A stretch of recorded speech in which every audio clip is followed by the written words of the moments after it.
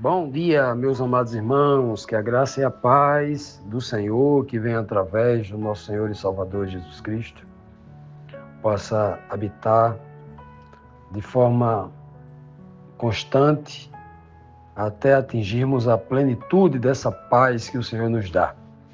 Meus amados, hoje, terça-feira, vamos dar aqui continuidade à nossa lição bíblica diária. A lição desta semana é a quarta lição do livro de Isaías. O título dela é O Renovo do Senhor. Uma lição que aponta diretamente para Cristo como renovo, e através de Cristo, todos nós podemos ser renovados, restaurados, né? Primeiro no Espírito, depois plenamente. Ontem, na segunda-feira, nós estudamos duas perguntas, a pergunta 3 e a pergunta 4. Na pergunta 3, o Senhor faz uma promessa lindíssima. Ele diz que aquele que for deixado lá em Sião, deixado no sentido de remanescer, os que restou lá em Sião, que permaneceu Sião, Jerusalém, aqui representa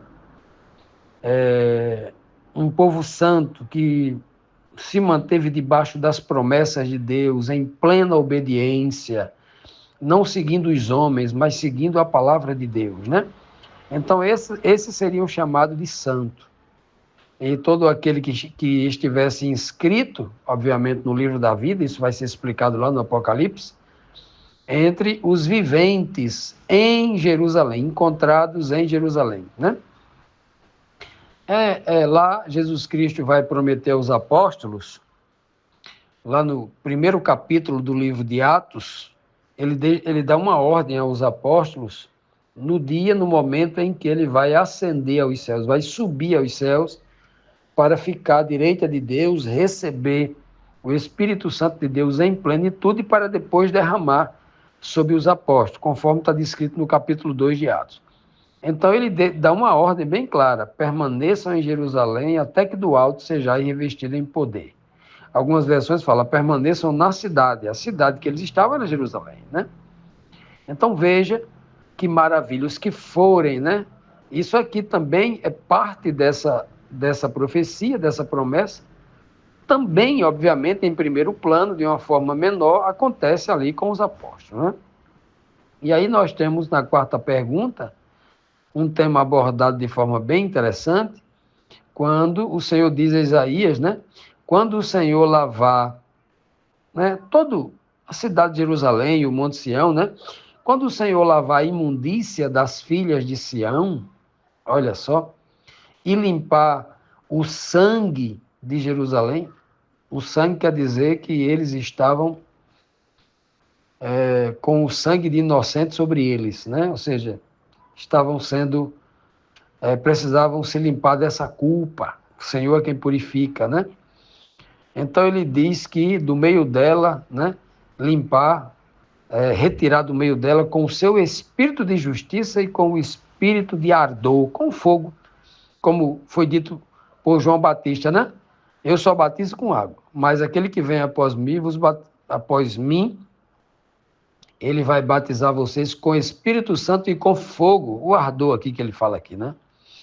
Que bênção, que maravilha.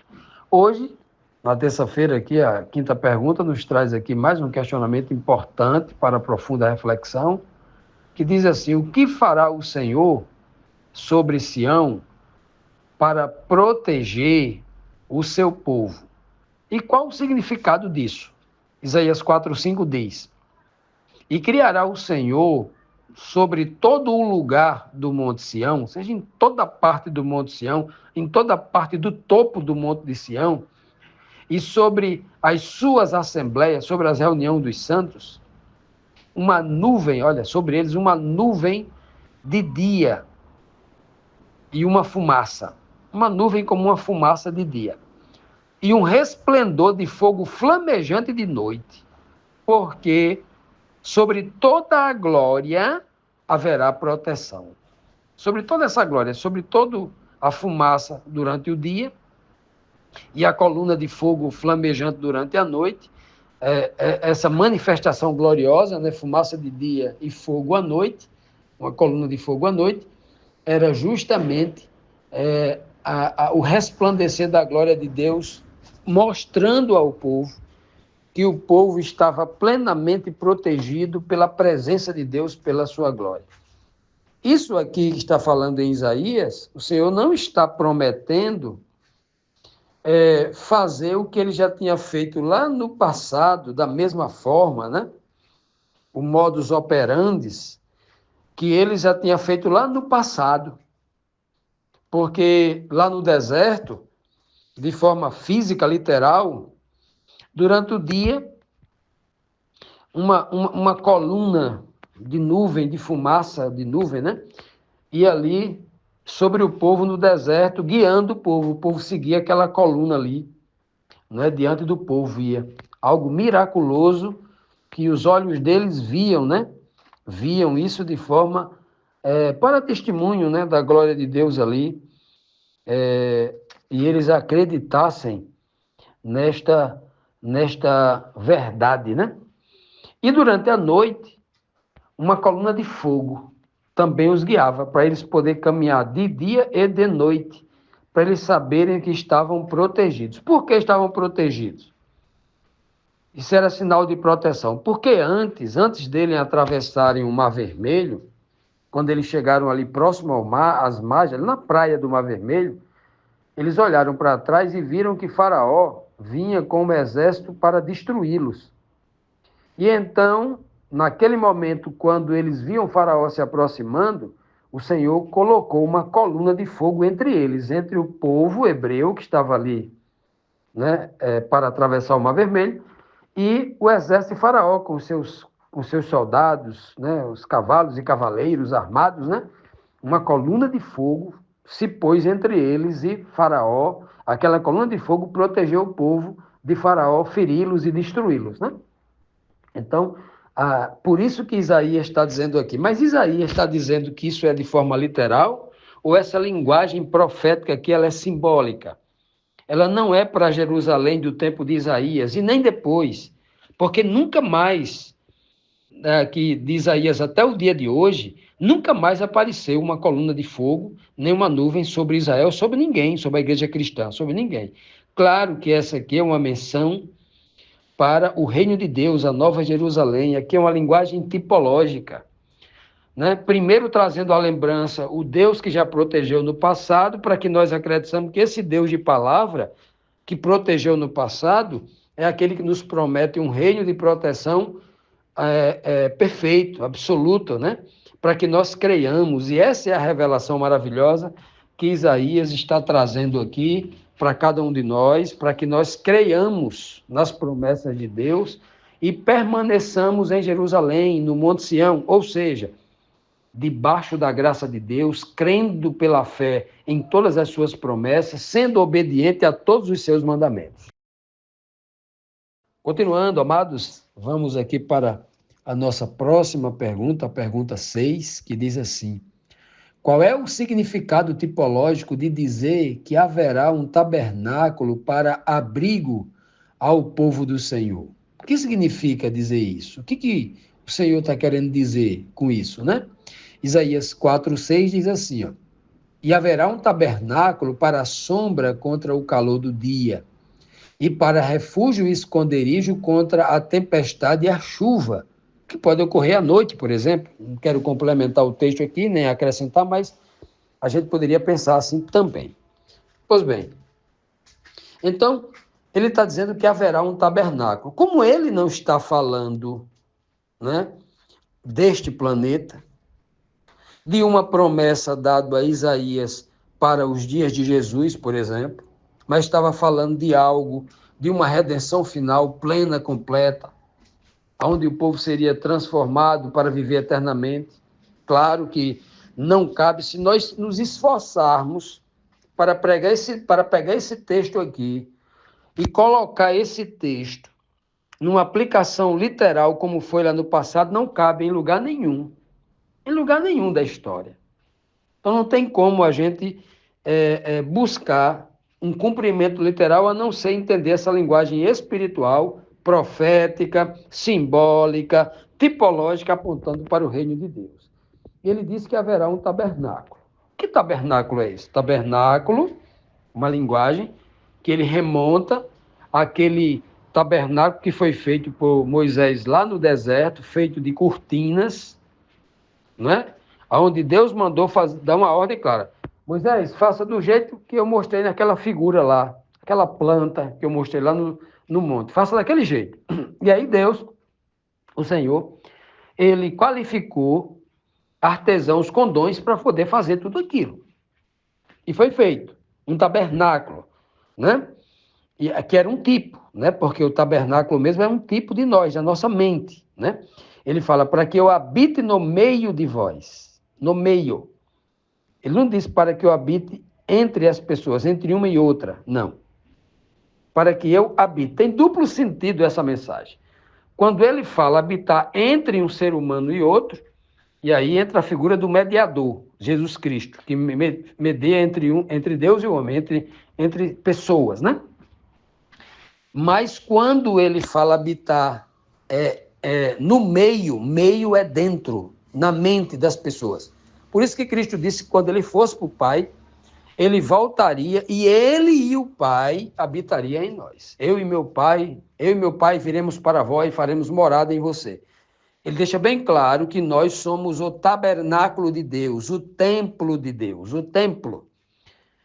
1 Coríntios 3:16, por exemplo, diz isso. Vocês não sabem que vocês são o templo de Deus, o tabernáculo de Deus, que Deus habita em vós?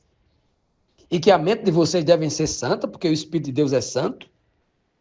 Paulo está ensinando de forma assim, como quem ensina uma criança. Só quem não quer entender, não entende.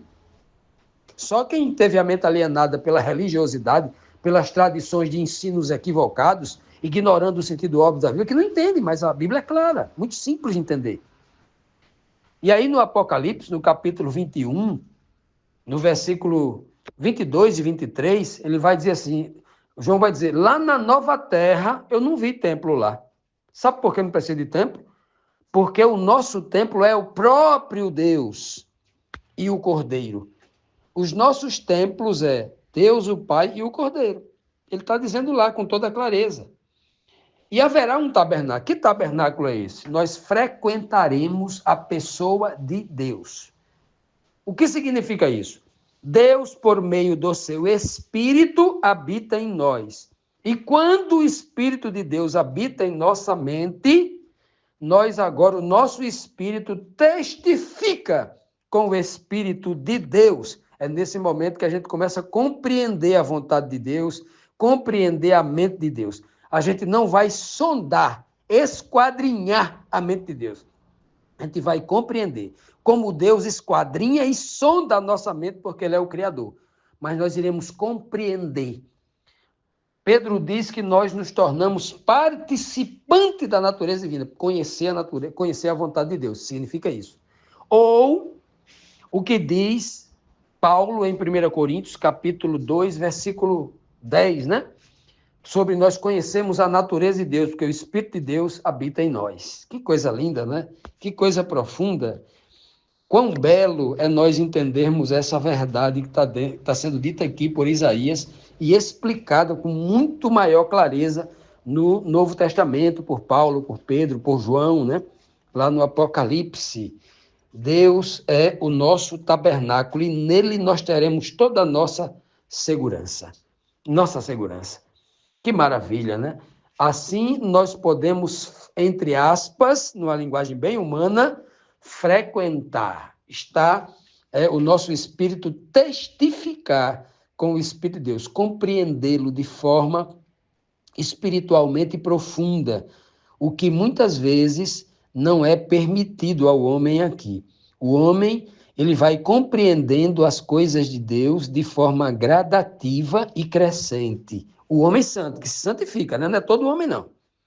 O homem que se santifica, a revelação é gradual e progressiva, crescente, porque o próprio texto diz, né? Que a luz da verdade, a compreensão da verdade, é como o nascer do dia, que vai brilhando, brilhando, brilhando, até que o sol, até que o dia esteja plenamente claro. Assim é a carreira, a vida, do homem, né? A sua jornada enquanto está vivo, o homem santo que busca compreender a Deus. Então aqui ele diz, né, que nesse momento ali haverá um tabernáculo onde Deus será a nossa segurança, e ele diz que a sombra, né, é se vir para a sombra por causa do calor do dia. Como? Se um corpo transformado não sente calor, não sente frio, aqui é uma figura de linguagem, claro.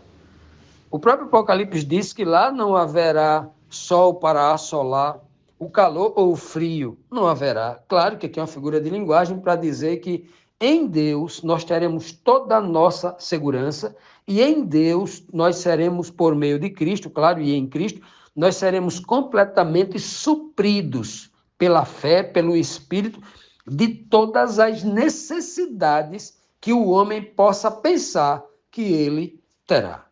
Então, seremos plenos, completos, não sentiremos falta de nada.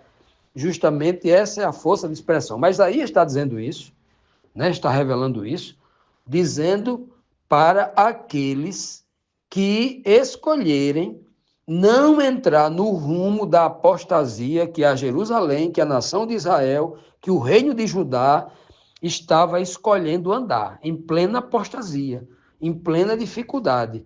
Então, isso daqui é uma promessa especial para que o povo abandone a sua vida de pecado, retorne à obediência, à palavra de Deus pela fé, para que não perca essas promessas maravilhosas.